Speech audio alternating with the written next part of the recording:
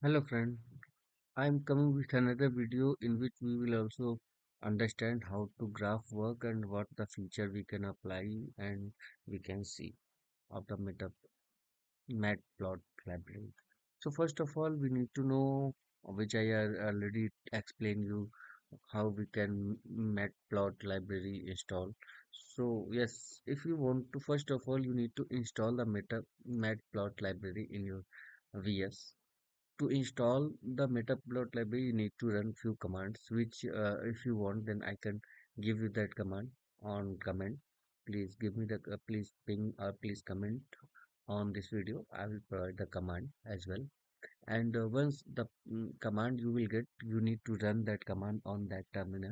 Once you will write here and press enter, it will install automatically in your VS, in your system.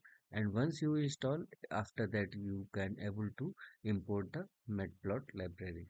Matplot library is the way by which we can easily plot the graph, right?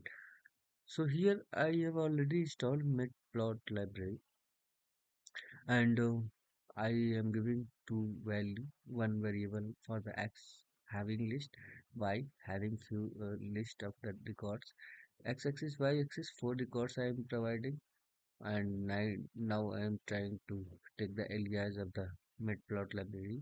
So matplot library plt dot plot xy and plt dot title slash string plt that x level plt.y level value and plt.show.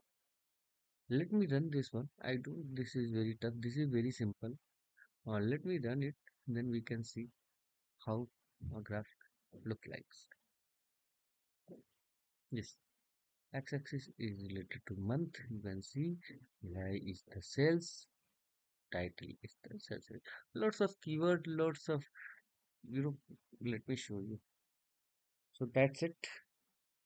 Still, if you have any doubt, please ping me. I will try to explain all these things. And thank you for watching. I will come with my next video. Thank you.